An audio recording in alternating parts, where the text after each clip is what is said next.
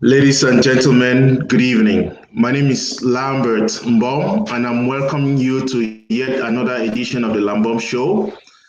We are coming to you from the Washington, D.C. metro area, and today, Monday, the 5th of October, 2020.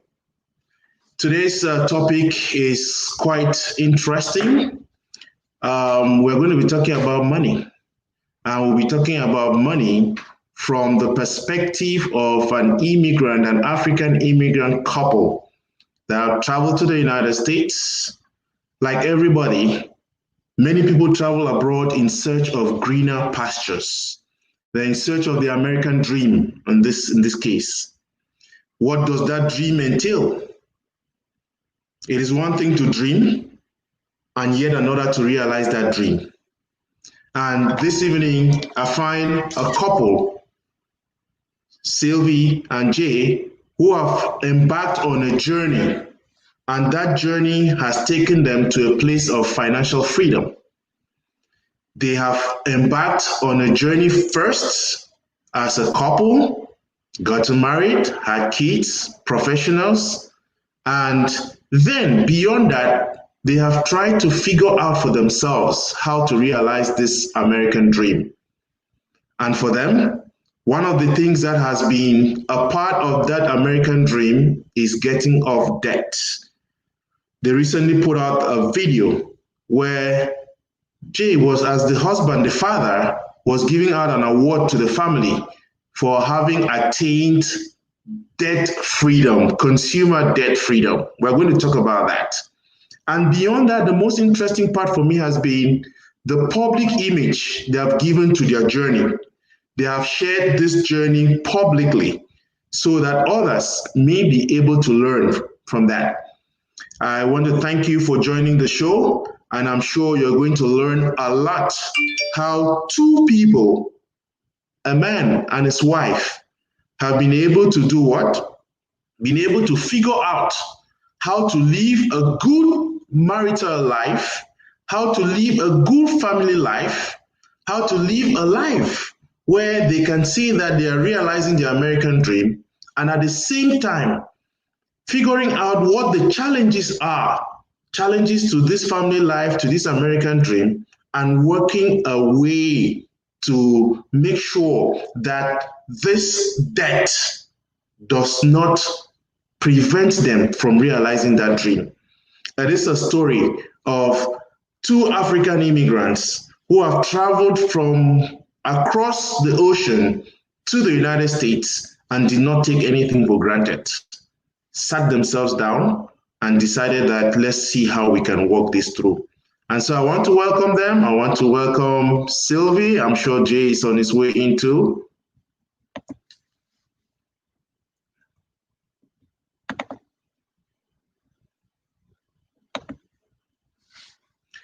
So I'm waiting for Sylvie and Jay to come on. I'm sure they just, good.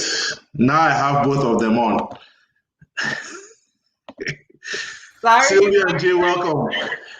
Well, you know how it is, right? We're happy to be to join you today on this platform. Hello, everyone. We're very excited to be here. I am Sylvie. Lambert, thanks for having us. So, in fact, I should be saying thank you to both of you for giving me the opportunity to interview you, isn't it? And again, for the sake of public disclosure, just so that everybody understands, I know Sylvie from Cameroon because we belong to the same, we come from the same parish, All Saints Parish in Baele, you know, and yes, that's a long time ago. The sister who passed away used to be very dear to my heart, a very smart girl, okay? And so this is family talk. And again, like I said, this is for me,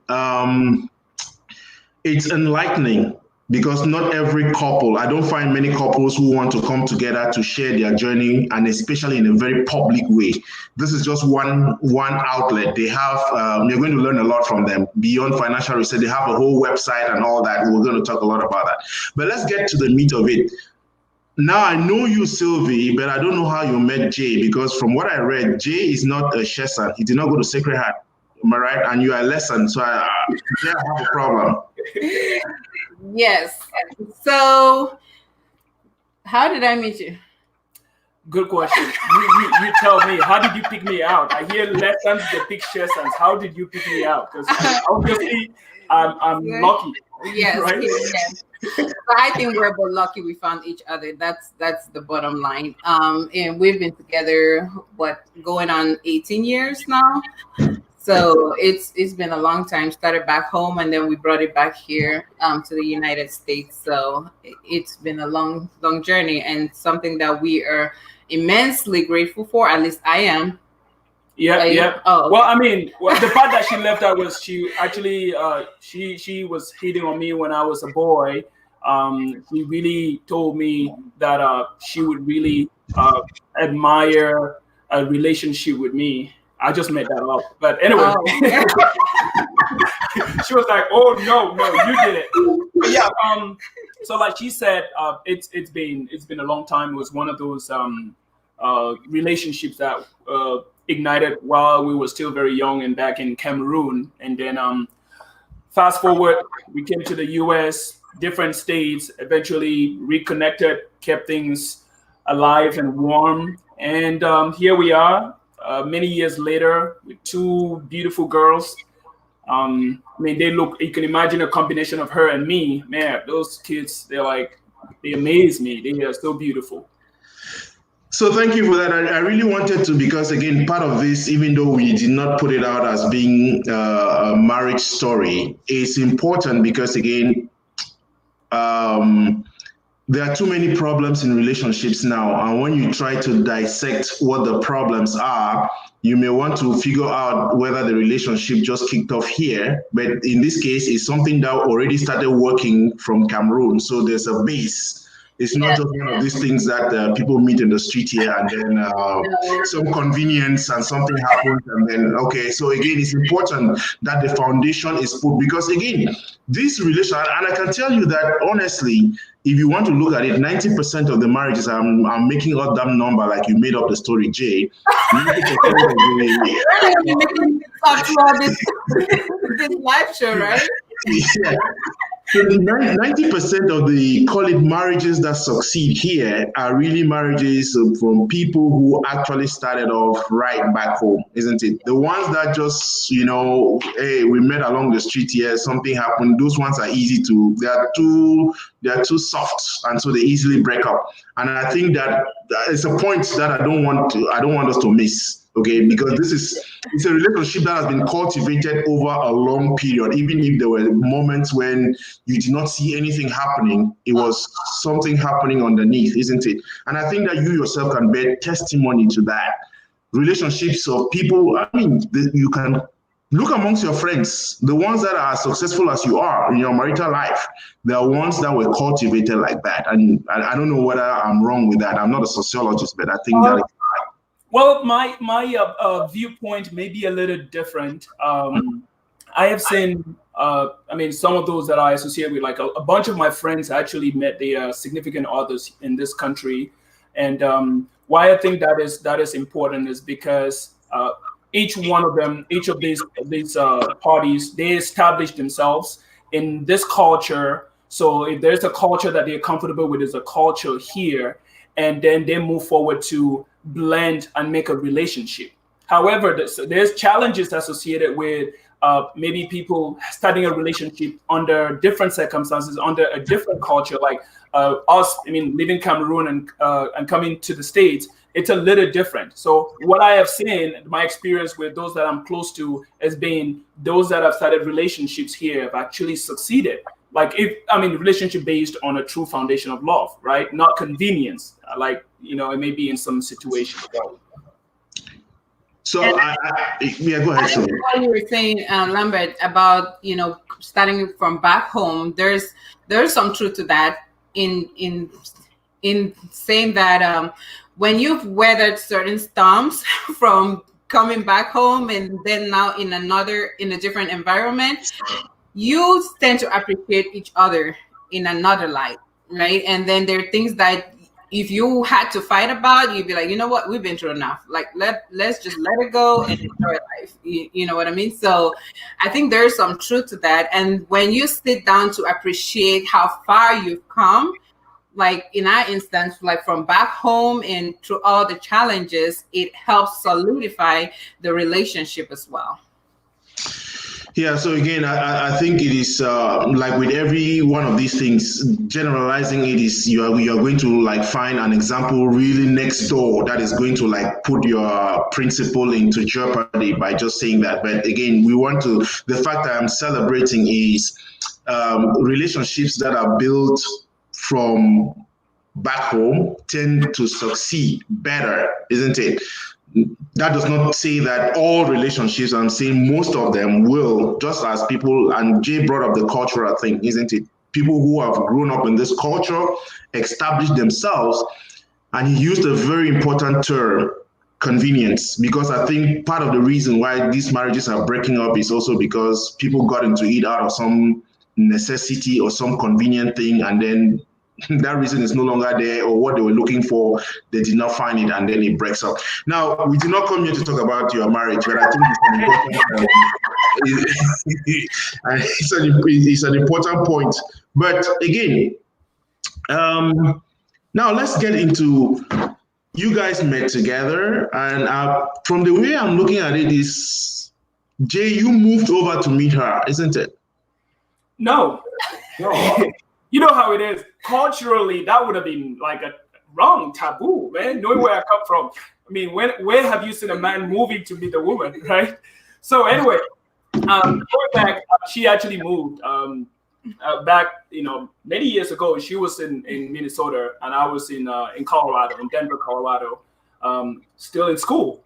So when we saw this thing, still in school and very broke. Still in school and very broke. Yeah, you didn't have to say that live. Yep, still in pharmacy school and very broke. And we decided, at that time, hey, we saw something in this, and the best thing we could do for ourselves, I was a broke student, like she said, was to get together and build this thing that we saw that was coming. It was getting serious. When it gets serious, you make serious decisions. Basically, that's what we did. So she relocated. I remember that trip. How long was that drive? 13 hours. 13 hours. When they drove 13 hours across the state. So she moved. Oh, okay. So she moved, but you talked about something. There was a dream, and you guys now were realizing that dream. And I really want to circle back onto that, because again, I think part of the challenge here is that many people don't dream, or even when they dream, they don't figure out how to realize that dream. So you made a conscious decision, and when we're in the back room, you told me something that you lived in Maryland before. You are one of the first persons I've seen that has really moved out from Maryland and not come back, isn't it? And so there was a conscious decision, and I'm sure it's a whole process for you guys to agree for her to move to Colorado, and you took that decision consciously. I don't know, what was it about Colorado, Denver, Colorado? One person in Minnesota, some other person who has lived in Maryland. Both of you could have decided that, okay, Maryland is the best place since I'm leaving from Colorado to come to Maryland. You are leaving from Minnesota. Nobody's cheating each other in terms of, hey, moving or who is not supposed to move. So how did that process work? I think at the time it was just because he was in school. So we had to move to Colorado. We had to stay in Colorado at the time. So that was the determining factor. So that was easy for us to decide. Yep. She was kind of like done with school. Yeah. She had a milestone and looking for work. So it did make sense that she was in a better position to relocate than somebody who was stuck in pharmacy school for another few years. So maybe Sylvie, to you again, why would you decide to move from Minnesota to get married to a broke student who still had 2 years in pharmacy school? Why did you find that, was that a good investment? That's why I keep telling people this is my investment right here. Don't mess with it. Okay, so this is it's a good question, but I fell in love with his potential. So whether or not he had money, he had potential. So again, because we've been together so long and we had dreams that we had talked about together, so it only made sense that we stayed together so we could realize our dream. And we always talk about, together we can achieve so much. We're unstoppable. So that's why it was easy for me to to make that move and be with him. So again, we can start building a family together. And I at that time, so I was kind of like the hottest guy around. Okay. We'll let him have that part. I mean, move across states just for potential. This potential. She left that part out intentionally. We'll come back to it. So that's interesting. I find that interesting to say that you were the hottest guy, because I can tell you that she left some hot sessions. Okay. Hey.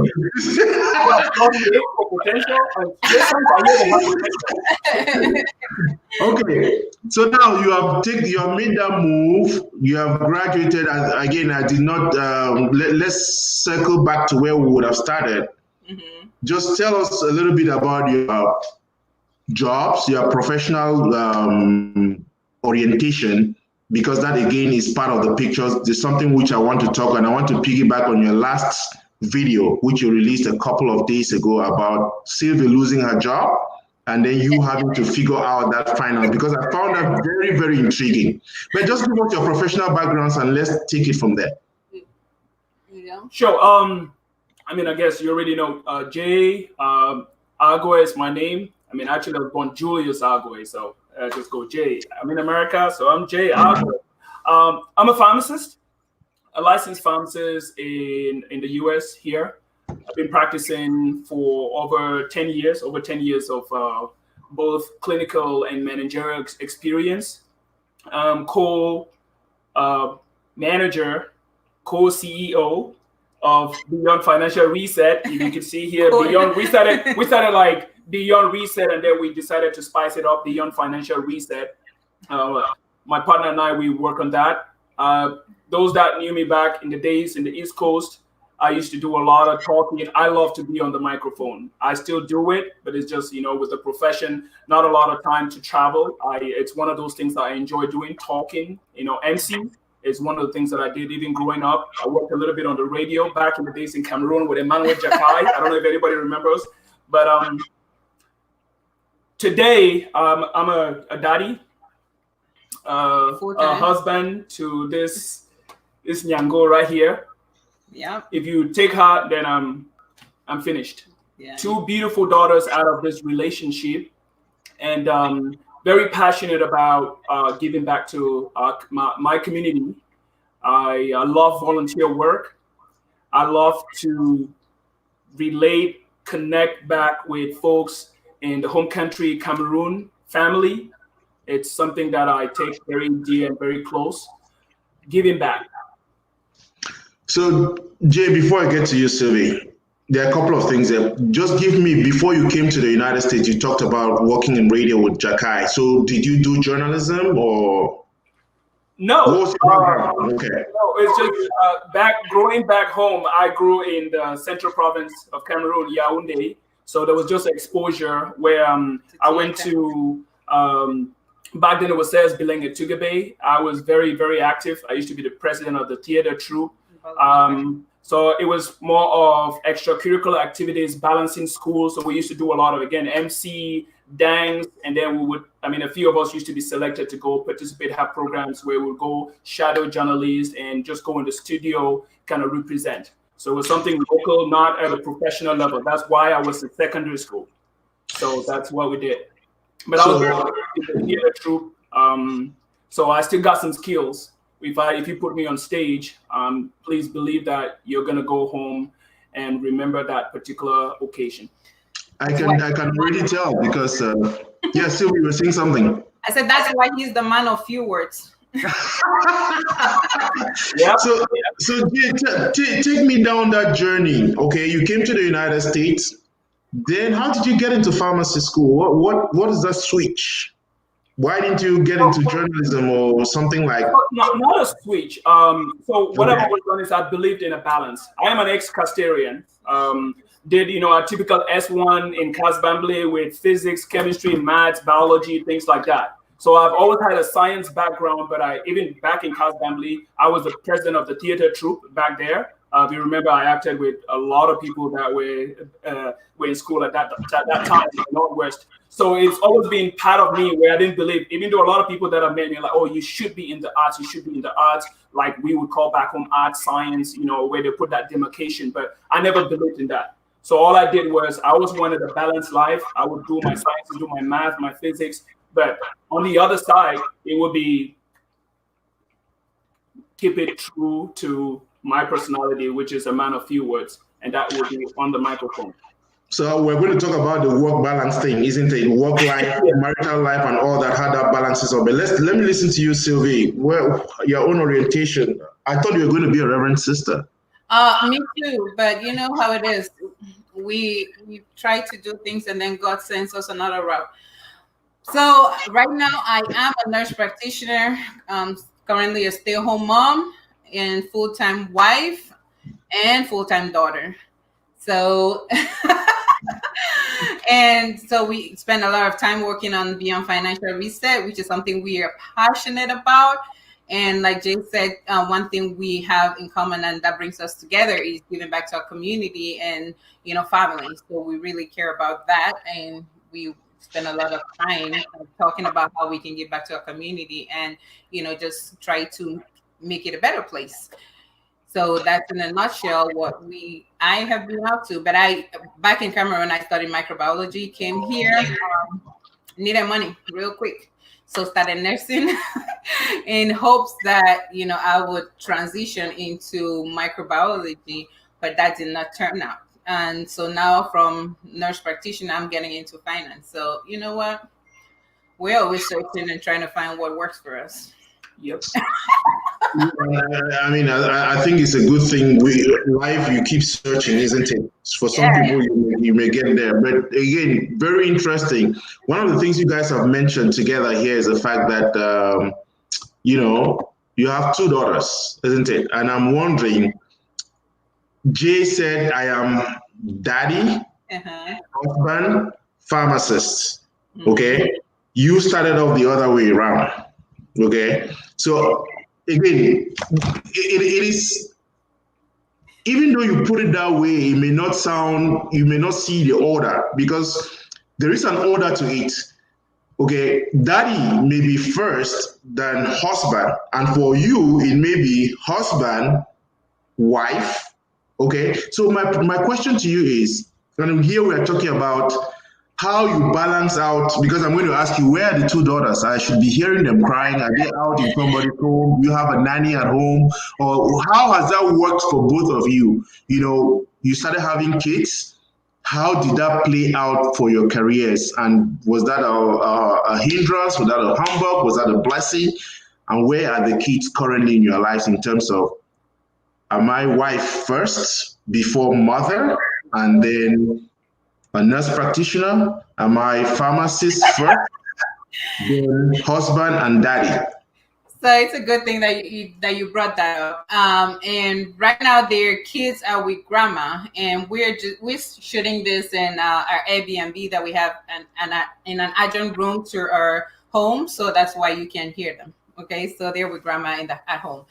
But my profile, the way I currently have it, and the way I believe is, I am wife first, I'm mommy second, I am daughter, and then I'm nurse practitioner. So that's that it comes from for me. So I always tell people, and because bringing couples together is another aspect is another thing that we're passionate about, is you have to be wife first before you even become mother. So because you have to prioritize your relationship. So to both of us, it's always mom is always wifey and husband first before mommy or daddy. So, okay, Jay, I don't want to presume it's the same thing for you. To be honest, this is a conversation that we've had in the home and will continue to have. And I believe it is one of the reasons that we are still thriving today. It's where do we lay that banner, right? Like, who is first? I think it is very important that even other couples have that conversation, because it actually helps them to see tomorrow better, right? And the way that I would answer that question is, before, like when I left, when she left her family, I left my family. We said 1 + 1, not 2, right? What that meant was, yes, outside our families, we have a different kind of relationship with our family. But in our house, like, this is our home. It's her and me first, and then the children. And then, of course, in America, they will say we have our nuclear family, and then we have the extended family. So it is the same here. That is excellent. And that, it's a good segue into what really brought us here. We have spent the first quarter talking about something that I'm sure you did not anticipate, because we said we're going to be talking about money, isn't it? Exactly. And so I'm wondering, I am maybe being presumptuous. From what I've heard, what I've watched you guys do on your Beyond Financial Reset, I'm under the impression that you guys have a joint account. Am I right? Joint accounts. Yes. Joint accounts. Yeah. Oh, okay. Yes. Okay. Don't you think that's unusual? And how did you come to that decision? It is unusual. Unusual, but it depends now on the context and the community where you are, where you find yourself, the people you associate with. And to say the least, I think it goes down to the foundation that you have set. I have never, people have different challenges in marriage, but like being afraid to share financial accounts with this wifey of mine has never been one of, you know how they say, Jay-Z, what do they say, 99 problems, but I don't know how you say it, but sharing accounts with this woman has never been an issue, has never been a problem. So I guess it's something going back to the foundation that we set up. When I first met her, this was one person that probably didn't care about me because first I was broke. So why would you bring somebody? Because she moved from Minnesota and joined me. I was a student. She was the one working. So why would you be afraid of somebody? So if somebody had to be afraid of the partner, it would be me. So who had problems sharing accounts? She had problems sharing until I taught her that it's okay. My parents raised me well. So, Sylvie, you have anything to contribute towards that? So I was the one who actually had trouble sharing my account because, again, when two people come together, they are not financially on the same page, right? So you're bringing people who've been raised financially differently by their parents or by the environment. So when we came together initially, we were not always on this financial journey. Like, mind you, this has not always been our normal, right? So I, by default, was the saver and Jay was the spender. So coming into the relationship, there is bound to be that fear that, you know what? And if you're a saver, right? I want to hear from those who are watching. Like, you understand what I'm saying. Like, you want to have this little stash of cash in case something happens. So if you're dealing with somebody who spends money, you start wondering about, okay, this person spends all the money, what's going to happen, in times where we need money. So we start stashing money in little corners where if something happens, I can pull it. Like, our mom used to tie it at the end of their wrappers, right? Mm-hmm. In case something happens. So that was me, because by default, I'm a saver. So coming into the relationship, I would put money in this account somewhere. And that was until we started having joint accounts. And it was a lot of work. I will tell you that. A lot of open and honest discussions, which we call financial nakedness, right? Just saying, okay, you know what? You got to bring all that money. You got to bring all those accounts and laying it on the table. Debt too. Bring the debt, not just the money, because there was money and then there was debt. Much more debt. But it took me some time to relinquish control and say, you know what, you can take my savings. But you put in the work. So,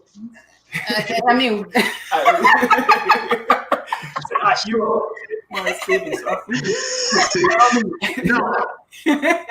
Walk me down that journey. Yeah, how long do you think let me say, was it 1 year after you started living together, 2 years, 3 years, or after Jay started earning money, or how long did it take for you guys to come to that point? To the point of having joint accounts? Yes. Okay, so we had joint accounts. The problem was not all the money was going into the joint accounts. So one, you already had a joint account, but then everybody was keeping a little bit of something away from. This one right here was keeping a little bit of something. Okay. Like I said, because I was just like afraid something would happen, and the spender has spent all the money, and something would happen. And let me give you an example, right? So, like there was one instance where we went to file our taxes, right? And the tax preparer was like, well, if you have like a $10,000, then you have to declare. You have to declare that you have $10,000. And so Jay was like, no. And I'm like, well, I think we do. And he's like, we do? So that was one of the situations that happened, because I would stash money somewhere and just afraid that in case something happens, I want us to be able to take care of it. And then I would not tell him about it. So the joint account would seem like there's no money in it, but in my own little account that I had, I will have money in it. So it took that. Yes, Jay, go ahead. Yeah, I was going to say that I think it was progressive. So it started off with, there's always been a joint account. There's always been a joint account, but like she explained, there was an account somewhere where she would put money. It started that I didn't know that there was money being stashed away. But I think after the incident where I think there was full disclosure, hey, I have money somewhere, we progressed to the next level where she would actually own up to me, hey, and show me, say, this is how much. So she would save it, and then she would show me, this is how much we have extra, and this is for this purpose, in case something were to happen. So we're not like flat broke. So there's some little money. So it got to that. And then again, as we grew, then it got to the level where the one account, out of our several accounts, both checks, when we were all working, were going into one account. And then before they had a home, and then before they would go into several accounts for different purposes. So that was the process. And it took some time, probably, until we started having conversations, probably 5-6 years into marriage. So just to my, like some of the men out there who could feel my pain. So sometimes whatever you bring into the marriage, like I have always been like the open person, right? But my track record didn't reflect what I was bringing. So it could determine why your partner is not trusting, not trusting, especially when it comes to money. Those that know me, I was a spender. If there's something out there and I want to get, and this is the spending though. I used to justify with her that it was responsible spending. There were times when the spending would be, I would buy her a gift. So it's not spending where I go drink or, live a flamboyant life. No, just spending. I need to get us a 4K TV or high definition. I'm getting for us. So it's not spending where, maybe you're spending out. She would know what is going on there. So Jay, have you had your good soup yet? Good meal yet? Oh, yes. Yeah. Okay.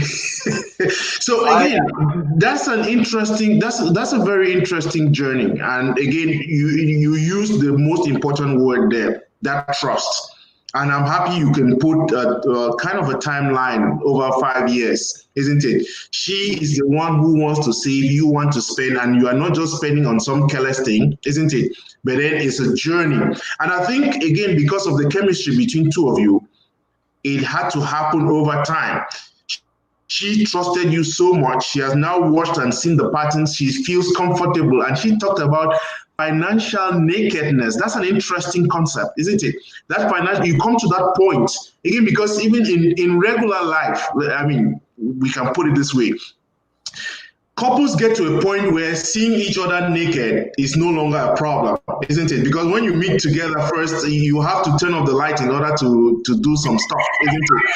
You need to get to a certain comfort level before you can now be doing things, like just being transparent.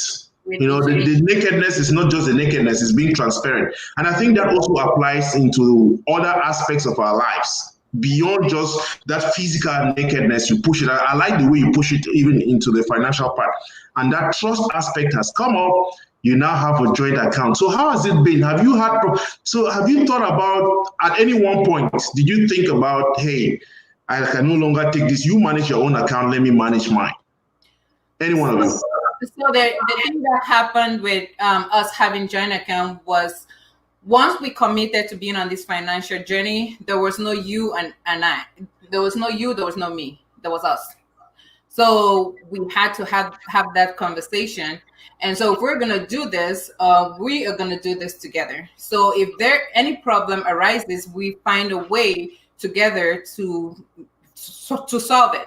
Right. So it's not, okay, you're going to go. And that's part of that financial nakedness. It's coming to the table and saying, hey, this is me. I'm Sylvie. I'm a saver. Right. And so part of with being a saver, here are things that I might do that might not come off right. So when you, the spender, calls me out, I'm open to receiving critique without going off on you.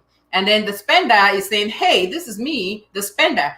And these are my problems. So when you call me out and say, hey, you should not be spending, which I do, these are my problems. These are my problems. You shouldn't go off, right? So you have that financial, that open discussion before we move forward. So, and then we can become each other's accountability partner, which is very huge when you embark on this financial journey. So once we did that, and the issue then becomes with him being a spender, right? One of the big issues was feeling like he was tied up. Like, I need control over my money. I want to be able to spend the money.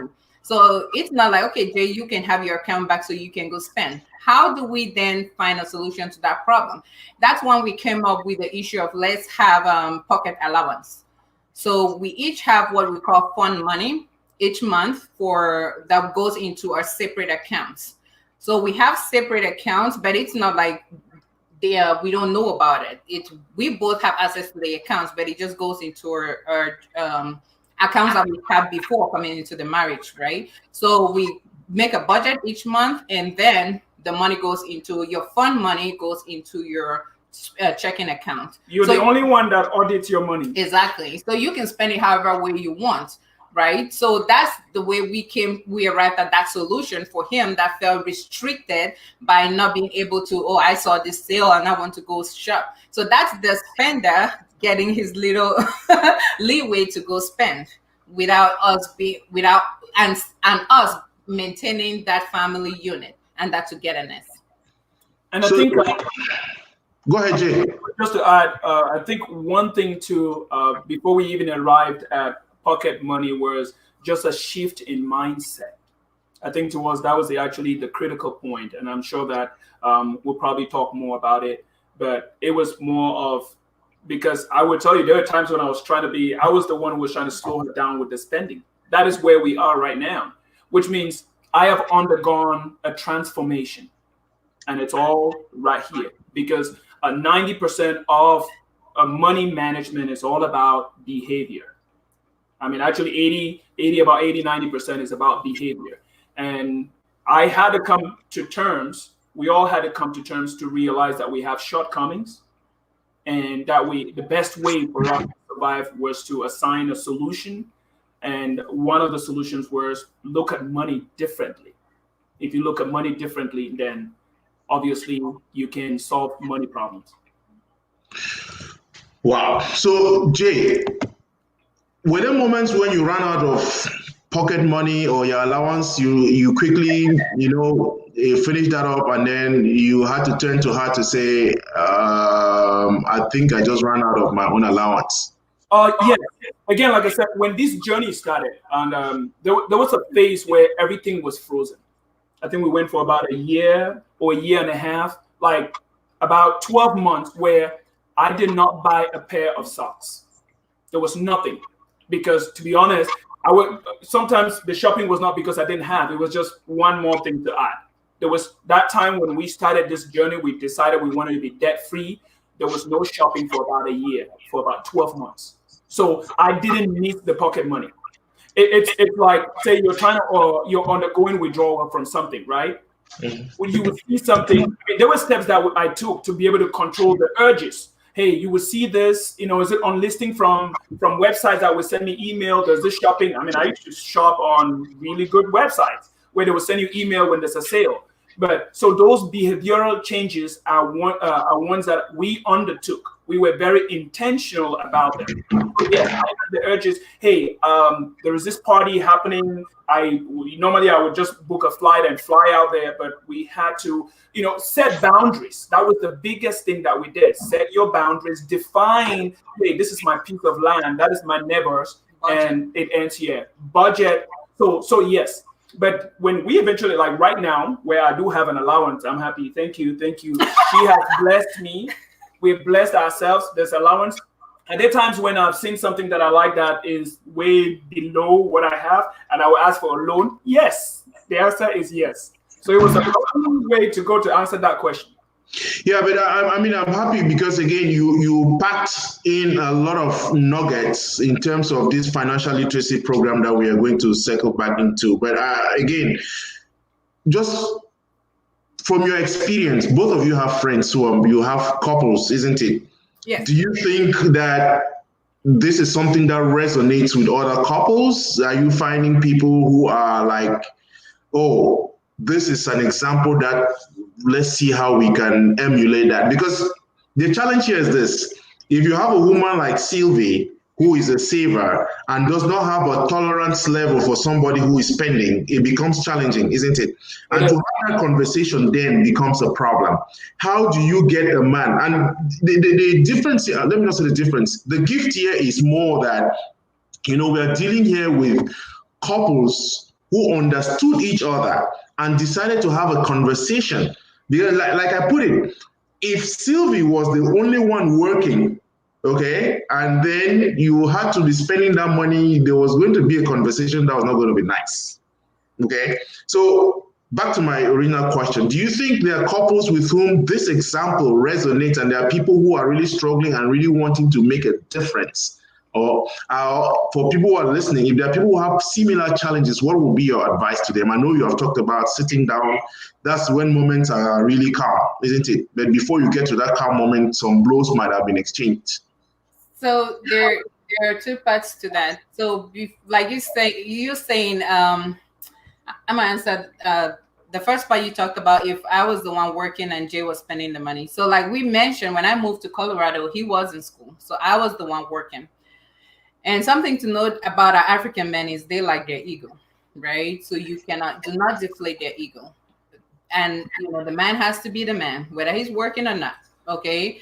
And so even in the Bible, it says that you have to, respect and honor, the wives should respect and honor their husbands. So even though I was the one working, when it came to certain purchases and things that we had to do, I let him take the lead. Right. So it was never a problem with who is spending the money. So that's something that in a relationship we have to respect as well, and not flaunt our money into our spouses. So because I'm making this money now, I'm beginning to be the man. And if you want to be treated as the queen, I always say then you need to treat your man like the king, right? So he can treat you like the queen. And then the second part of it, as far as the challenges, we're talking about money. So we've been together we've been in the US for what, like 10 years, 20, 15 years.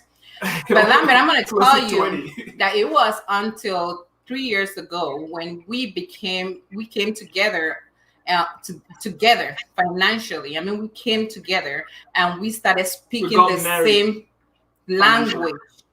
Right? The amount of progress we've made in these 3 years is more than any progress that we've been struggling to make in the last 15 years or whatever, how many years we've been in the US.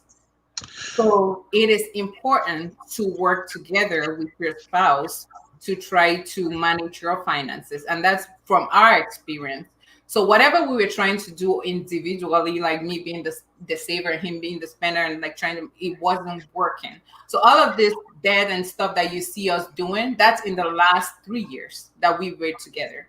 And that's after we have struggled to get to graduate from school and work, and all of that. It wasn't working because we were not speaking the same language financially. Well, let me add something to what she just said there, before she actually jumps into your second part where you asked, if other couples out there are being receptive or have the same or want to have the same thing that we're experiencing. It's about what, like she was saying, together in a home. So I want you to kind of visualize this. Most of us immigrants, when we come to America, we want to go to school because that's what we were taught, right? That's the education our parents gave us. You want to go education, get your job, work for somebody, make money, help us back home, help us here, help your family members. We did that, okay? I went to pharmacy school. She went to nursing school. She was a nurse. I was a pharmacist. But this was a home with more than a six-figure salary, right? And there was still no financial peace. At the end of the month, we will get into credit cards. We're in the US. We're not gonna like speak numbers here, but we know on average how much nurses make. You're in the East Coast. Some of them have like 3 jobs lined, right? 12-hour shift. Pharmacists, they could work like they want. But think about it.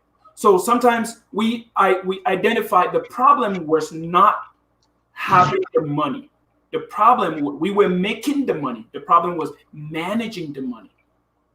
That was core. And that's where we're like, hey, we are bringing all this money. We still don't have peace in this house. What can we do? It's not, yes, I'm a spender, you're a saver. Can we align our objectives, our goals together? And I think that was very, very critical. So then the second part that you talked about, like, do couples want to have the financial peace? Yes, I believe that couples want to have the financial peace because honestly, when you have financial problems, it's a sign of a much bigger problem. So money is really not the issue. There is usually an underlying problem that you are not addressing, that we are not addressing, or that we are avoiding. And we're just fighting about the money because it's easier to fight about the money. But when you take a step back to address the underlying issue, that is when you start making progress. So a lot of times it's easy for us to blame the money, right? But then again, money has no, because it's asexual, right? So yeah, so it's just a tool. Money in anybody's hand is just $1. So what you do with it is the problem. So people want what the financial piece, but they have to be willing to put in the work. They have to be willing to commit to making the change. And the mindset that Jay talked about is that mind shift. Like, okay, I want to do this. And for couples who are not speaking the same financial language, it's trying not to play the blame game. So if I'm coming to you, I need to be able to receive criticism as well as offer it from a place of love. From a place of love. So, for example, if you're going to point out to, say, your spouse that your spouse spent $300 more than they should have spent, make sure that you're saying it out of love and not like, oh my God, you spent $300 today. You always spend $300. Like, no, like, what do you think is going to happen after that? What was that language? You know, but that's what's going to happen, right? Yes, but then that's what happens. So it's like, okay, you serve a meal, give them something to drink, and be like, hey, honey, I noticed that, you charged $300 today. Do you want to talk about this? Is this a good time to talk about it? So the way you approach the conversation too, it matters, right? That tone of voice, I will spill it out. Even if I would tell you that if I'm to be attacked, hey, I'm like a dog, you pick my tail, no, you'll get a bite. But just to add to that, our friends, our community has been very, very receptive. One thing that and that's why we are taking this to the next level. You know how you start a little project and you don't know how far it will take you? We are just realizing that our community is missing a lot of this information. And one of the things that I've been approached by people in our community most of them have been very appreciated. They say we come from a place. If you sit your Cameroonais, sit your paysan, you know that we don't come from a place where we talk about our money, about our jobs. We are even afraid to tell you where we work in case you go talk to our boss and take our jobs. That's how scared, that's how paranoid we are. Okay? So we don't even tell you how much we make in case, you could call Baba in Nigeria and they will send something and you take that money overnight. So people appreciate that there is this openness that we are bringing. It is allowed a lot of our friends in their individual homes to start having these conversations, that it's okay, right? If you guys can talk in the dark about making love to one another and you don't want to talk about it outside to the hearing of everybody, this is one conversation you could actually have in the bedroom too, if you don't want people to know. But at least acknowledge that there is a problem and talk about it. That's one thing that the message that we've actually shared, and people are giving us that feedback that they're beginning these conversations, and that's it. There can't be anything better than that for us. One couple that maybe watches us and is able to have a conversation back at home or changes their mindset. Hey, that's it. I would. That is, again, for me, the reason why this is important, because I think it's one of those topics that many couples, do not want to entertain. Okay, it's a very difficult topic, and again, for the sake of the audience, I'm going to be having hosting a show here to talk about sex in marriage, and that's specifically for men. Okay, because I think that is one aspect where there are lots of challenges there that we are running away from. And I love what you said, Sylvie. Money becomes the victim for things that we are failing to address, isn't it? There are really hard conversations, and we want to victimize money. Very important. Money is very important. And you can see it. You guys are happy people. You are happy. Does that mean that you guys do not have problems? You do have problems, isn't it? There are times when I'm sure you quarrel, isn't it? But then, it is not like some magic. Okay, you have been together 18 years, married for how long? But 3 years ago, you decided to say, hey, let's have this conversation and start this journey. And 3 years later, you are able to share. And one of the things I sent to you, Sylvie, was you are not, you didn't go to you don't have an MBA, isn't it, in finance? You are not an accountant, isn't it? Nope. So, but what is it that, again, you have already answered that, but I really want you to emphasize the fact of, there is a reason why you are sharing this, because you can't take it, we can't take it for granted. You are not obliged to, okay? There's some vulnerability even in sharing this, and yet you want to take that risk to say, hey, this is how we did it, and we think that is working too. You too can try. What is it? I'm trying to look for the right word. What is it that is motivating that passion? Because I see a lot of passion in it, and I'm going to put up, after this, I'll put up the website so that people can go to it. There's something that is motivating you to say, hey, I'm a nurse, I'm a pharmacist, but beyond this, we are also engaged in something. Finance, which is key, because let's not take it for granted.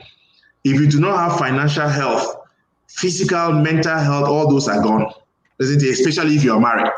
So again, just talk about that motivation. Why aren't you afraid that this thing is, you may have people bring up bots to knock you off on Facebook and Twitter and whatever, isn't it? What is it that's motivating you to get into this? So the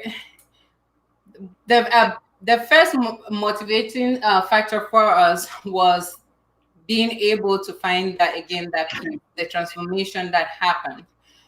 We had been in a space of financial stress for so long.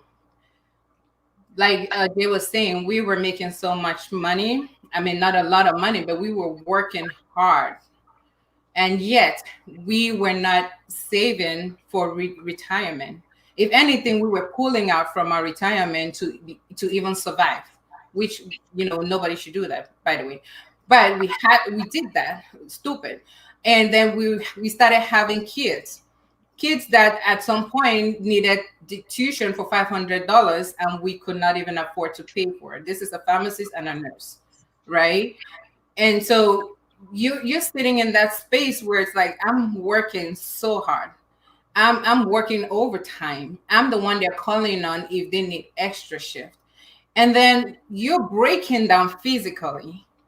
So you're looking at when am I going to be able to retire? When am I going to be able to live the life that I came to America for? Where is my American dream?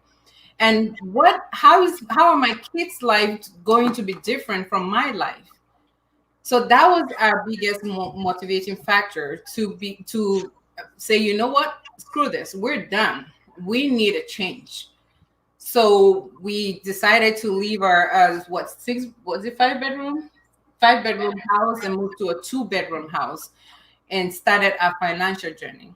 So that was first for us. And then the reason we talk about it is because you get to a space of financial peace. It starts, like, for us, it started about money. And for a lot of people, it started about the money. But then when you get to that space of financial peace, you realize that it's not about the money. The reason you were chasing money is because you were not at peace. So when you get to the space of financial peace, you start wanting to do other things for other people. Like, how can I make other people's lives better? How can I give back to the community? What do I really want to do for myself? What do I want? How do I want to be remembered in this world? And that's where the Maslow's hierarchy comes into place, right? Which we discuss in finance. Because when you're in that space where you're struggling to survive, you don't think about your self-actualization. Like, oh, what's my legacy going to be? Because you're just trying to, you need food to eat. But when you can take care of yourself financially, you have food to eat, then you start thinking about, what legacy do I want to leave for myself? So that's why it's important for us to educate other people and say, hey, us immigrants work so hard. We come here and we put in so much work. And yet we're the ones that get, excuse my French, get shit on the most by the managers. And then people, for those who are nurses, sometimes you deal with all this racist biases from people, from your patients, and nobody does anything about it. And then the last straw for me was me losing 2 jobs in 1 year. So I was let off from my first job, and they didn't even have the decency to tell me that they had let me go. I was on my sick bed, and they didn't even have the decency to tell me that they had let me go. So here I am calling to tell them to reschedule my patients 4 hours later, and they had sent me an email that they had let me go. So you're fired. That I am fired. Yeah, don't make it sound like it's something good. So I'm sitting here wondering, like, what the heck did I do but get sick? So again, it's that motivated me to say, you know what, I need to get to a space where I can take control of my life. And I need to educate other people to be able to take control of their life. And what happens a lot of the time is these things happen to other people as well, but we cannot talk about it because we do not own our voices. If you follow us on our platform, I talk a lot about owning your voice. Owning your voice, especially during the time of the racial unrest that is happening, is very important. So, because if you're in a space where you're depending on your job, or you're working with people that are silencing you, you cannot tell your story. So you're in this space where you feel locked up. But if you are financially independent and you can tell your story, there is some freedom that comes with that. So for us to be able to tell our stories, to be able to make our opinions known, like, everybody should be able to do that. So that is another aspect of this financial reset that we want people to do as well. Wow, that was great. Jay, any nuggets from you? Yeah, just to add to that, again, we want our community to be educated. Where I come from, my people say that if you have a brother on a plum tree, you're going to eat a dark one. And I have shared on this platform that we are attached to our people. We are people-friendly couple. We love our people. We love our community. And it sickens me personally to see us live in hardship, live in a vacuum, right? We can't live in America like we are in Cameroon. No. And I see some people, I can't generalize here because there are a lot of intelligent, smart folk in our community.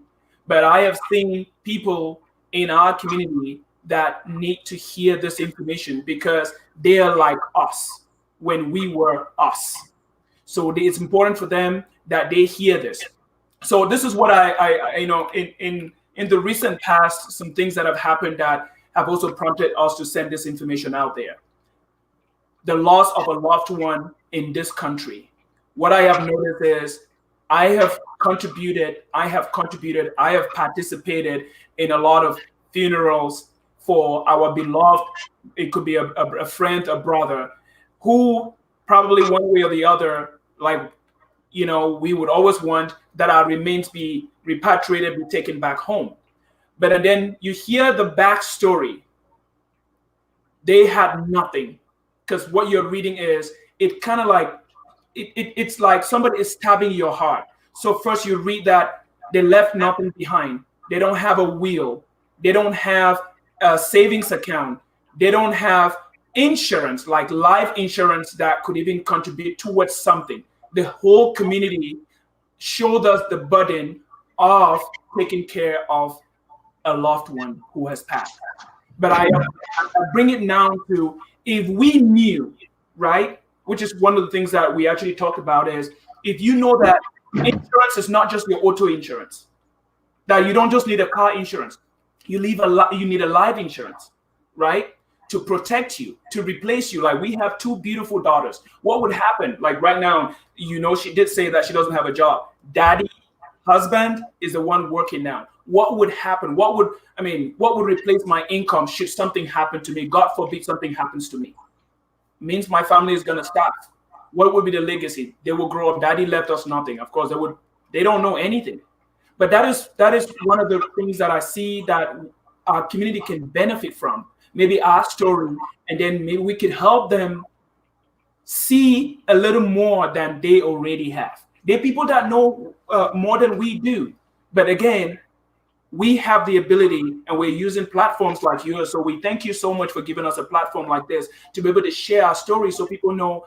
And that's why we are beyond, not just beyond reset now, beyond financial reset. And what that means is, once you have taken care of the debt, there is life after your credit cards, your car note, your house. After you pay those things, there is life after that. That you reset everything, have a clean and clear platform so you can see a trajectory that will lead you to live the kind of life that you dreamt of. Your American dream. So I think you guys have packed a lot into this last part, and again, there's something that I missed out, because that whole journey, isn't it? Yes. Again, just think about it. Sylvie mentioned one part that you took a decision at one point to move from a 5-bedroom house to a 2-bedroom. Okay. So again, I'm transitioning now to talk about the most recent thing. And I'm going to put that up as I promised. If you are just joining us, you're listening to Sylvie and Jay Agwe. They're based in Denver. Am I right? We're in Texas. We're in Texas. Okay. I was still living in the past where where it was in pharmacy school. So yes.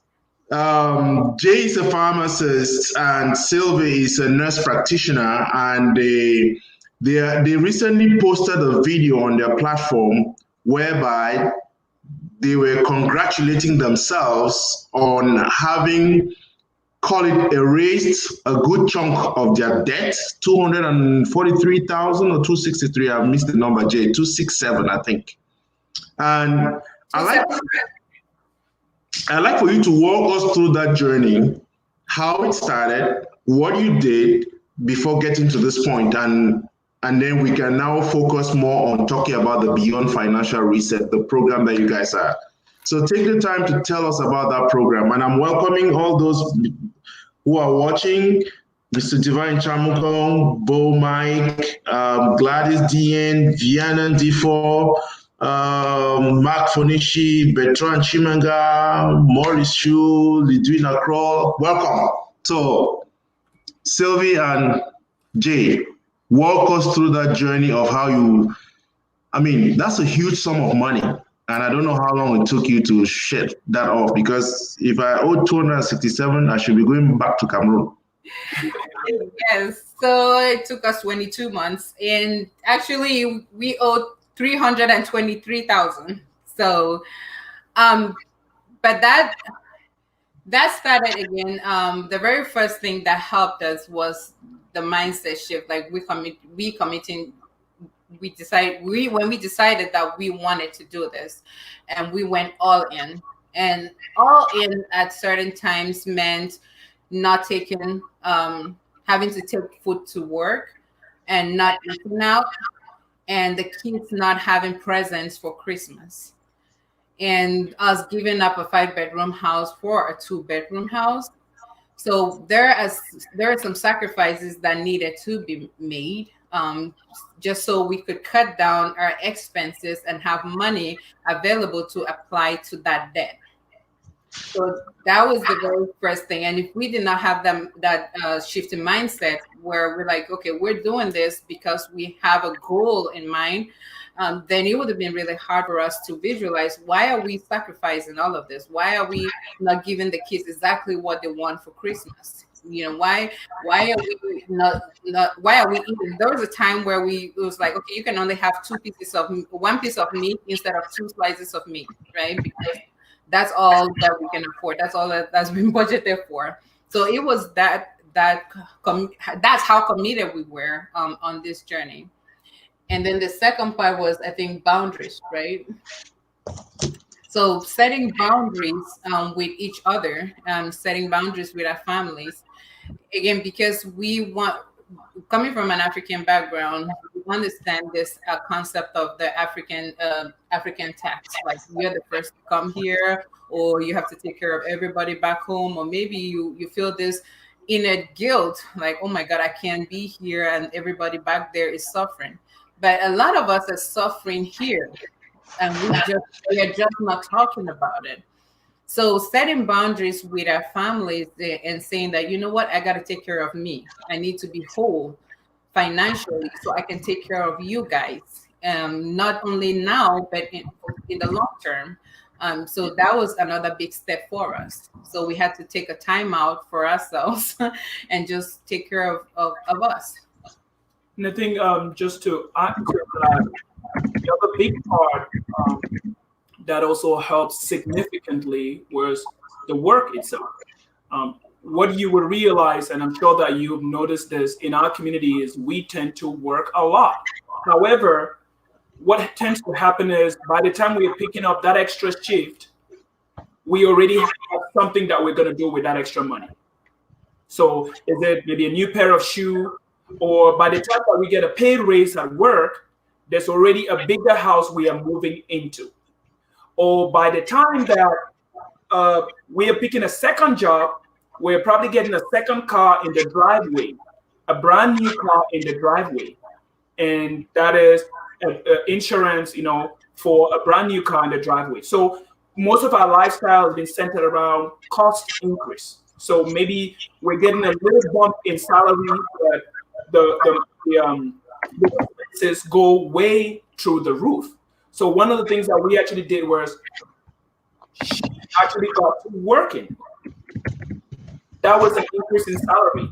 We made an intentional decision that our house would be run on very limited amount of money, and that limited amount of money will come from the smallest check that we receive. mark you, our biggest check will go totally to paying down our debt. So we assume that one person was not working. That was just the way it is. We didn't see the other check. It would just go wherever it needed to go to take care of some accounts. So that is kind of how we did it. And then we took advantage of overtime, which I did make mention. There were times when maybe in 30 days, I'll have 2 days off. And that is another thing that we don't take advantage of, because I understand that people want to start businesses, and it's a great thing to become an entrepreneur and start businesses. But if right now you're struggling financially, starting a business is not a good option for you, because it's takes 3 years to realize any revenue. So getting a second job or some overtime is a better fit for you if you need money right now, so you can realize your short-term goal. So I just wanted to inject that in there. Good. Excellent. So let's get on to what actually brought us here together this evening, the thing that you have set up beyond financial reset. First of all, it's kind of interesting why you chose beyond financial reset, because at first sight is like, okay, it's not just enough to reset your finances. You need to go beyond that, isn't it? And I'm wondering, one has not even taken the first step. You're already talking about going beyond it, isn't it? So what is the motivation that took you to that first, to brand it as beyond financial reset? I think it was just the stages that we went through. So we went through the 3 stages in our financial journey, and that's how we came up with the name. So we went through a stage of reset where we had to unlearn what we thought we knew. We had to reshape our financial habits. And then we went through a stage of recovery, right? Where it's like, okay, now we have this foundation. So the foundation we thought we had, it's not that good. So we have now to lay this great financial foundation. So that was the recovery phase. And so then now it's the growth phase, right? So now that's the third stage. Now we need to start growing. So we're moving past reset. Okay, so we're going beyond. So it was that mindset, not the mindset. I keep talking about mindset. It was going through those 3 stages. I was like, okay, we're moving past financial reset at this point, and you don't want to stay in financial reset. You don't want to keep circling back around financial reset. You want to move past financial reset, right, and go beyond financial reset. So that's how we came up with the name Beyond Financial Reset. So, Jay, anything to add? Being the man of few words, of course, yes.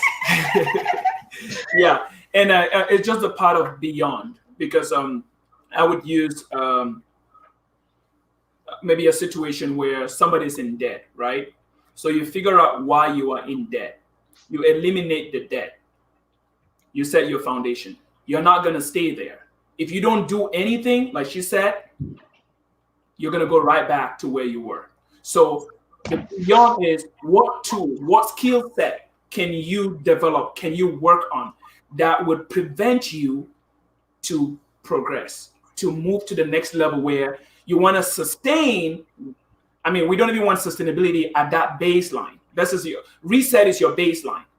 That's where you're normally supposed to be, but because of our lifestyles, the things that we do, the decisions that we've made, we had to go back, right? So we were negative, we came to a positive, but now we want the pluses to increase. Now we start looking at some of the things that I mentioned. You want to make sure that you're going to be comfortable at retirement. You have insurance in case you're not going to be there.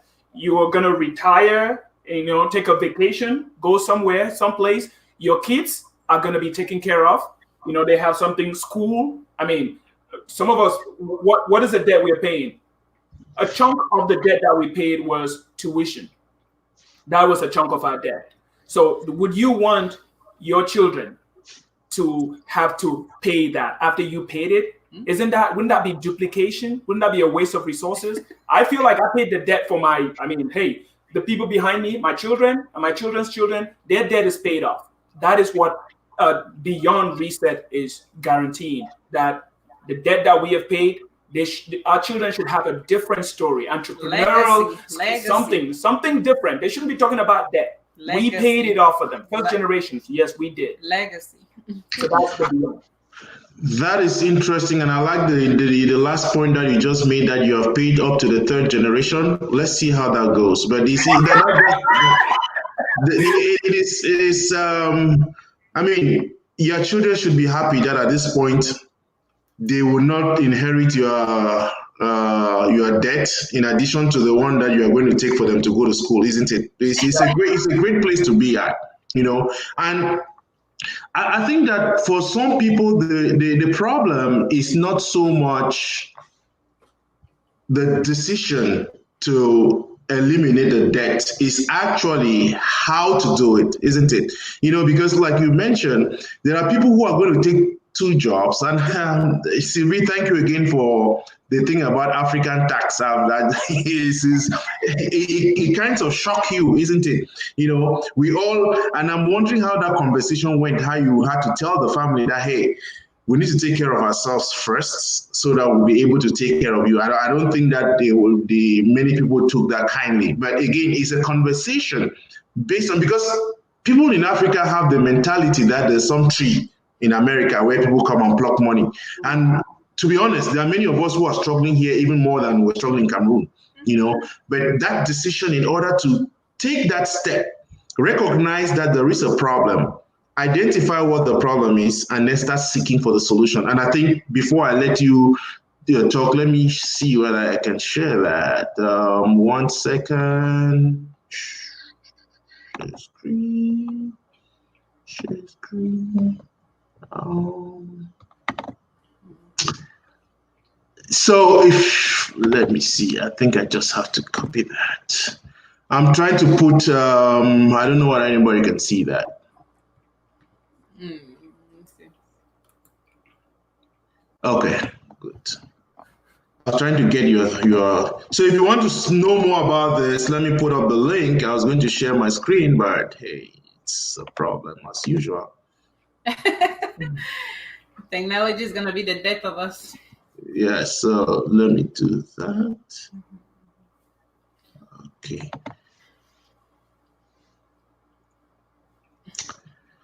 So again, if you are trying to find out more about Sylvie, I mean, if you don't want to copy all the link there, look for Beyond Financial Reset. It's a group. There's a Facebook group. I am part of that group. I confess to that. And I'm following it very religiously. The videos are quite good. And again, congratulations, because the way you guys do it is fun, isn't it? It's not as if some serious thing where you have to take a piece of pen and a paper and sit down and listen to some lecture. Somebody just asked a question on the chat there whether it was WFG. And I'm like, I don't know what that is, but I think that no, financial it's group, not. something. It's not. Yeah, so no, I did not even need to answer, because I already have been to the site a couple of times. This is a couple talking about their experience. It's not something that they have heard. Okay, it's a journey they have gone through. It's different.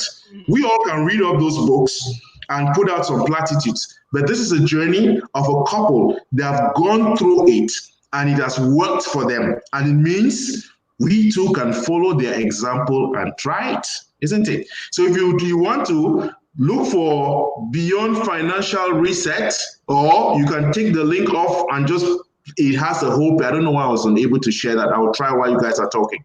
But again,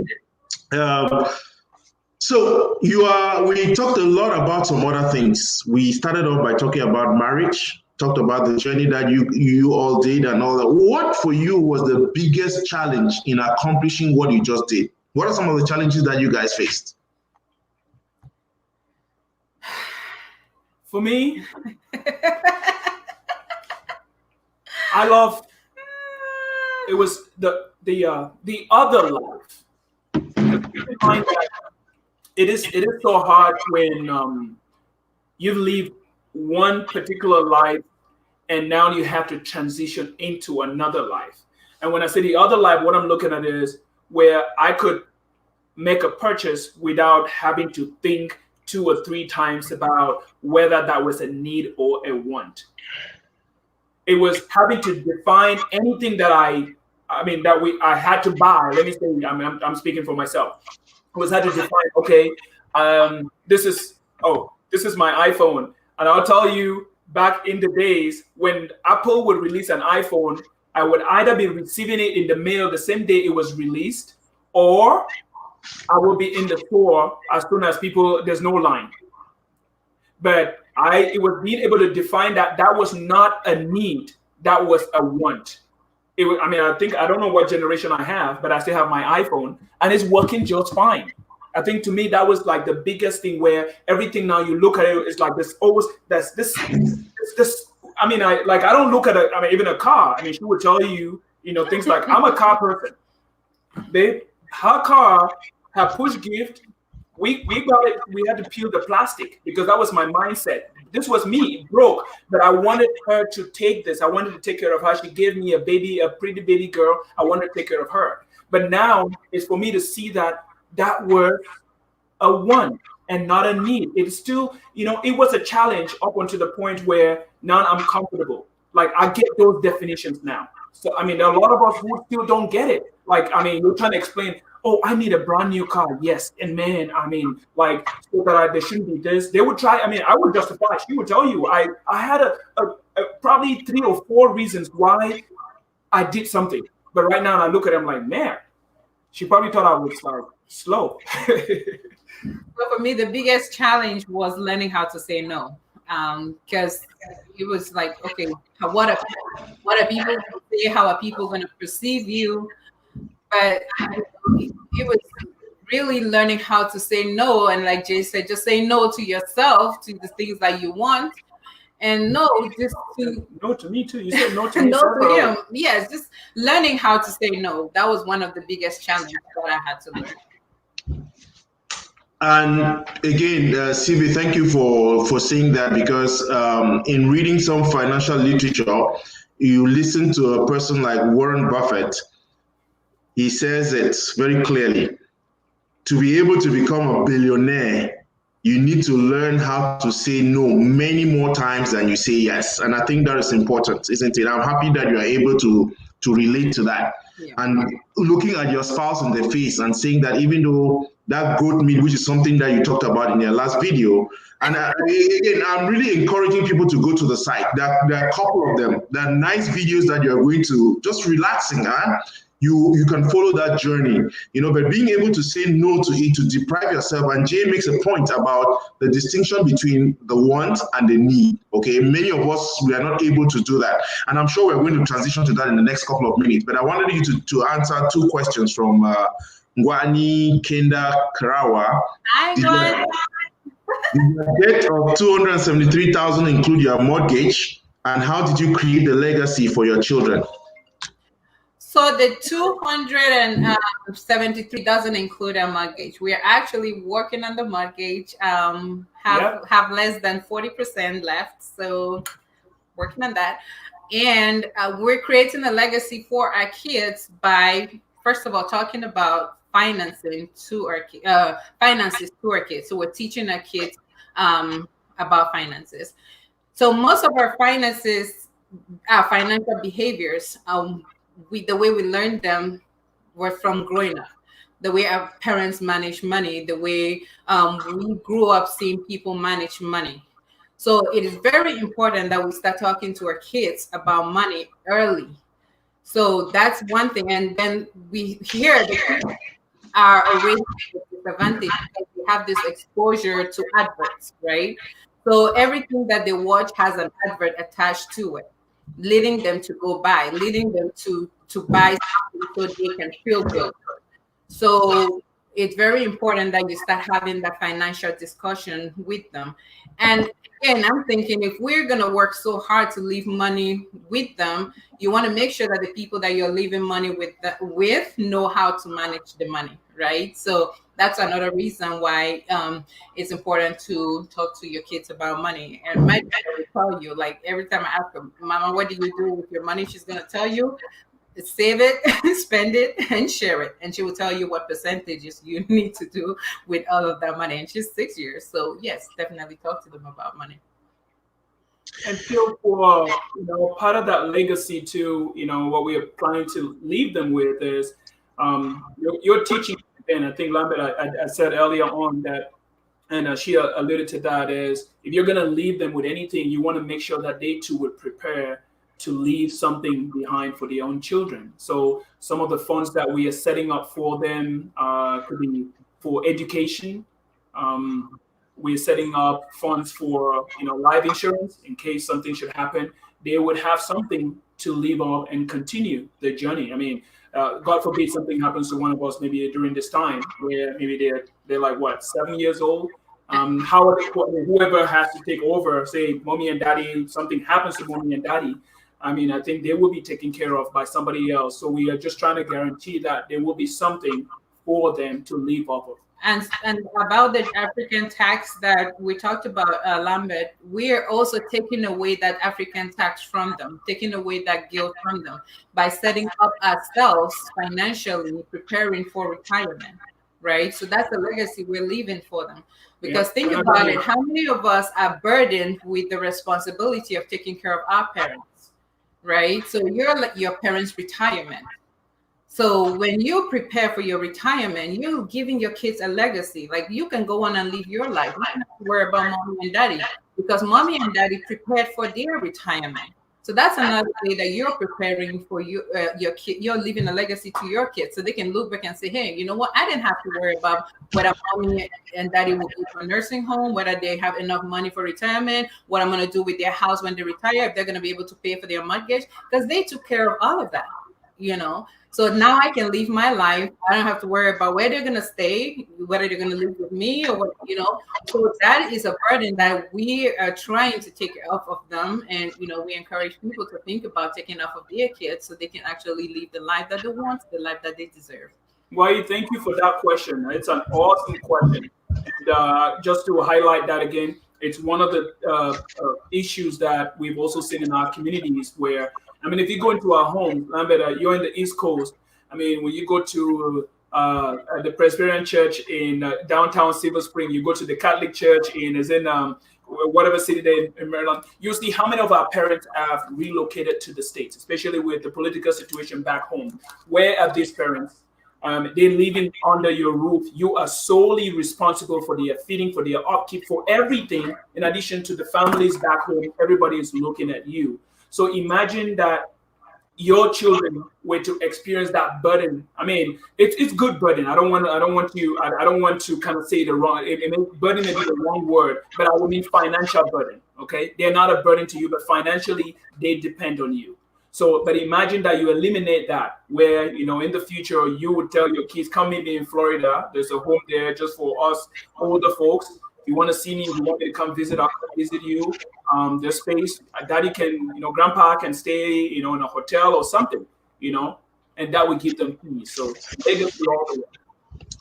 I am anticipating that time when you become grandpa and grandma. I hope I'll be around to see how that plays out. But there's one thing that you guys are. Again, you make this look like some easy journey, isn't it? You make it look like some linear equation where you move from point A to point B. And one of the things I know you mentioned quite honestly in the video, and I really encourage people. I can't say enough of this.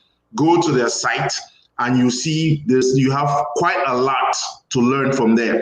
But one of the things that you have not talked about is that budgeting, because that's one thing that I really took away, being able to sit down and say that this is how much we are making. Okay, let's budget and let's see how this budgeting works for us. I think many of us may pay lip service to it, but I think it's a critical component of this success that you guys have been able to go through. Can you talk a little bit about that? So budgeting is very important, like you mentioned, if you're gonna move forward financially. So when we started this journey, we used to budget, but we were not consistent. and we did not track, we did not follow up with our budget to figure out if we were staying on track with our budget. So when you create a budget and you follow your budget, you're basically saying, hey, where does my money need to go? Right? So you're taking control of your money. But when you don't have a budget, your money is pretty much controlling you. That's when you spend impulsively. So I know when people hear the word budget, it sounds so restrictive. Like, okay, now you want to control my money, and so I work so hard, and I should be able to spend how I want to spend when I want to spend. But here is the thing: when you create a budget, you are planning for the things that are important to you. You are actually planning for the things that you love, because nobody creates the budget. The budget is something that is personalized, right? So if you care about your family, when you make your budget, you are going to put your family first. So that's all that the budget is. So I don't want the word budget to people to freak out when they hear budget. Call it whatever you want to call it, right? But you need to be able to track what comes into your house and what goes out of your house. If you're not doing that, that's already a problem right there. The man who talks less. I was just listening. There is something about a budget, and I guess it's because maybe here in America and maybe in finance, there's emphasis on the budget, right? I think in every home there is some form of budgeting. When you leave your house, you're going to Red Apple there in Tacoma Park. You're going to Red Apple. You have a little piece of paper. You're like, I need pounded yam. I need goat meat. I need Maggi. I need salt. That list that you're doing is part of a budgeting process. You're telling yourself, when I go there, this is what, and sometimes you even have an estimate.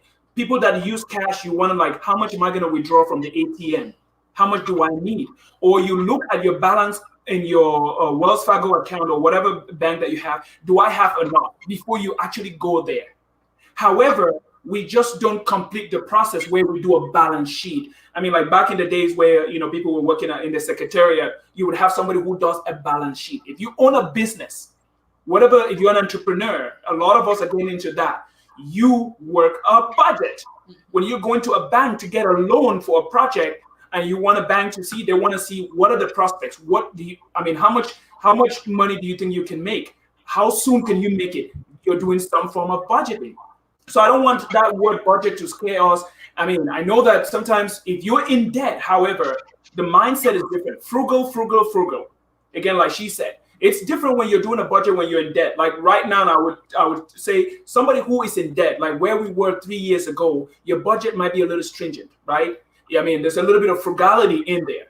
But you get relaxed. I mean, you could even have a bottle of water. I mean, I used to not have bottled water. I would drink from the tap, right? But now I can have bottled water. That's how you progress. Based on your progress, you can change. So I wanted to kind of like, there's a myth out there, and she tried to, talk about it where, maybe budget is some new concept. No, it's not. It's just we don't follow through the different steps where you actually do your balance sheet and actually look at it. The reason that we overspend is because we don't even know how much is coming in before you realize, oops, how many people are guilty of having paid overdraft fees? I mean, I will be honest with you. There was a time over 300 in a period of maybe 3 months, I paid over, was it, because it's usually what, $30? I paid over maybe $200 for overdraft. That is a red flag. That's when you know that you're broke or you're not budgeting, because it may be in a different account if you're paying overdraft charges. So the budget thing is just part of, I mean, it was an integral part of our journey where we incorporated it and looked at it.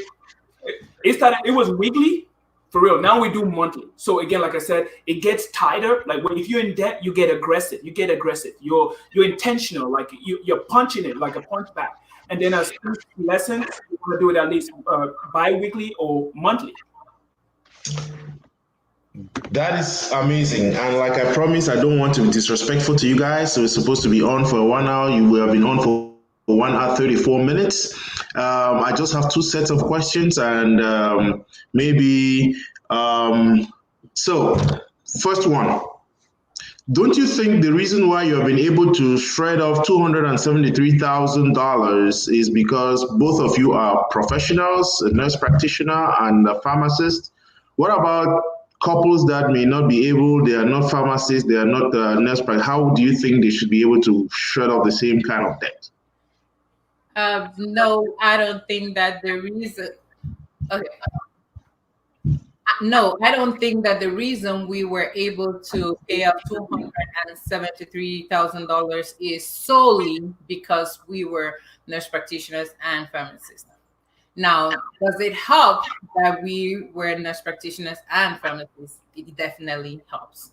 But a good part of it is because we were in charge of our financial behavior. Because we also racked up $323,000 because we were nurse practitioners and pharmacists. So that is something that I want people to be aware of. Now, if you do not control how you manage your money, you're always going to be in financial problems, irrespective of whether you're making X amount of money, right? So it's important to, first of all, understand what your financial behavior is. Now, if you're not making enough money, the very first thing you need to do is make more money so you can get out. And the other thing that comes with certain professions is that societal expectation that because you're a pharmacist or a doctor, you need to live a certain lifestyle. So stop trying to grow broke, trying to please people, right? No, like that's something that a lot of us fall into. You know, you go there and you're like, okay, I'm gonna pledge $1,000 because doctor this person showed up, or I'm gonna buy this kind of car because this is what doctor or pharmacist or nurse this person has to buy, right? So that certain jobs put you in a precarious position to acquire debt. So we also have to be careful. Now, if you don't have the right financial knowledge, you will tend to go into debt to fund that lifestyle. So for me, for us, financial education is paramount to making more money, because you can make more money and lose it in a second, in a split second. You can make more money and not be able to keep that money because you don't know how to manage that money. So by having the right financial education is what is going to help you keep making money, right? Jay. I love it when I'm sitting close to this woman, because I feel like we speak the same language, even though her country talk is different from mine. But when we talk money, it's the same language. I think she kind of hit most of the points. However, I think that the one that I just want to highlight is your debt is almost proportional. There's some annoying animal in here. Sorry about that, people.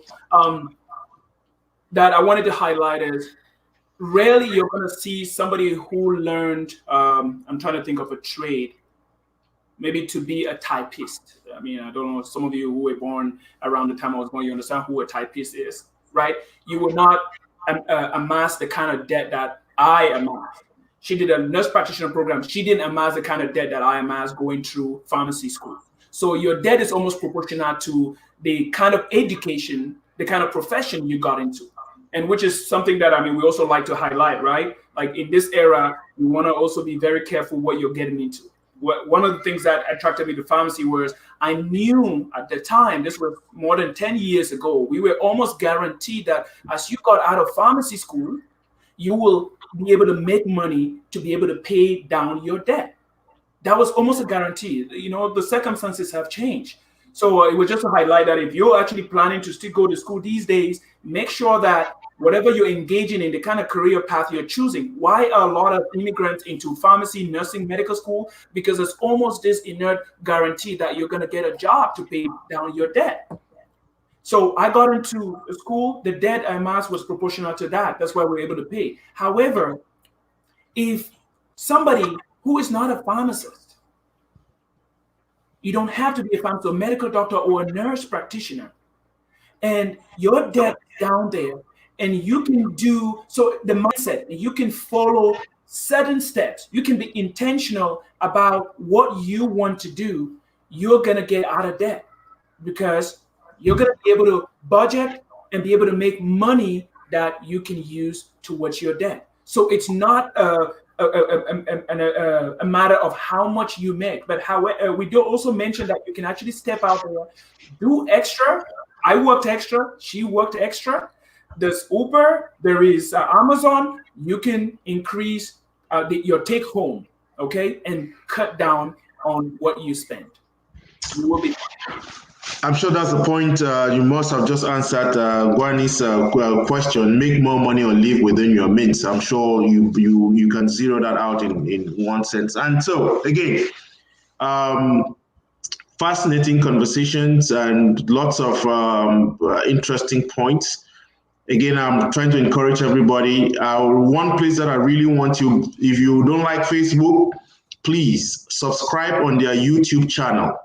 Go to their YouTube channel, Beyond Financial Reset. Please go to their YouTube channel. I put up a link here.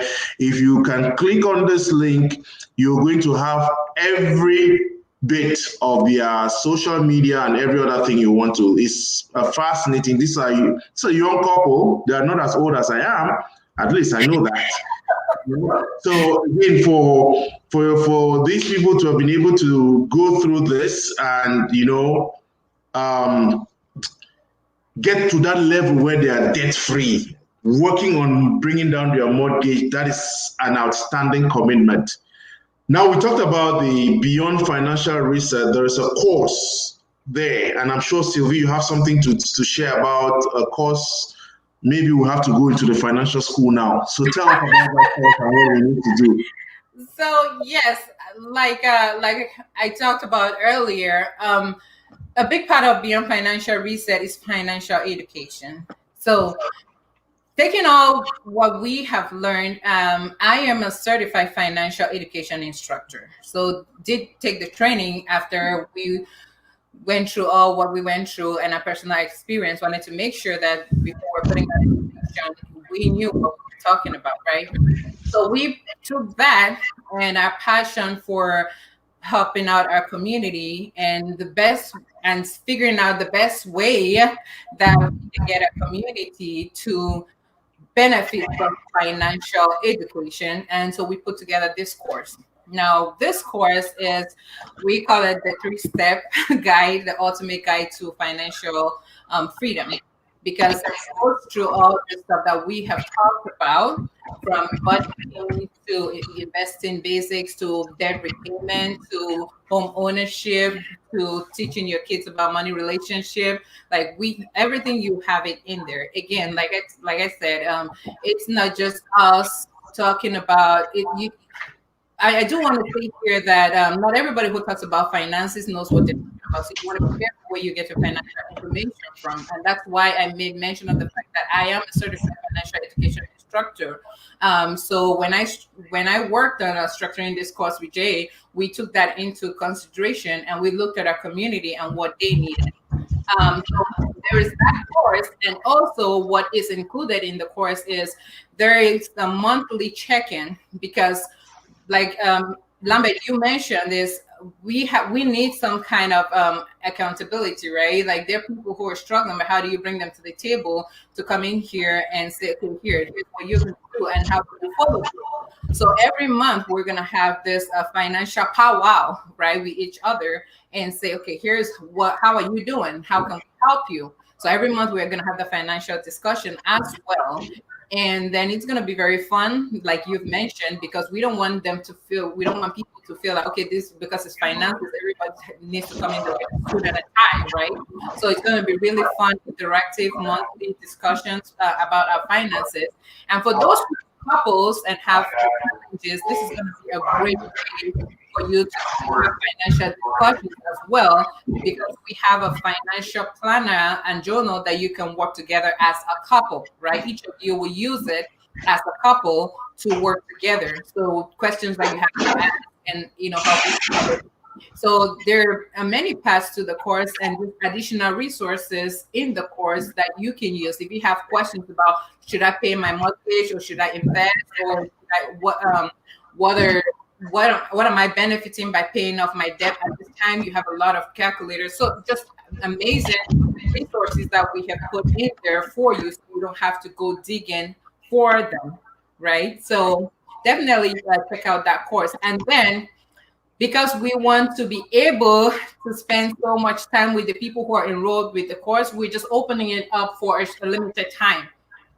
So it's going to be an open enrollment just for a short time, and then we'll close it out. So if you do not enroll, then you're going to have to wait 6 months until we're done with those who are enrolling, who have enrolled in the course. Okay.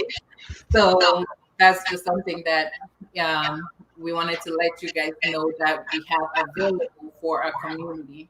So a lot of support and a private group that just for those who are enrolled in the course, so we can come in there and do a group coaching as well.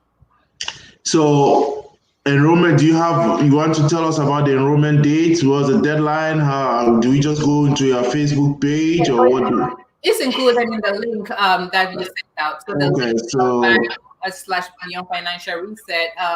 So we're gonna start the course by December 1st. So definitely you want to enroll in before then. And we have a sale going on right now, 50% discount for those who enroll.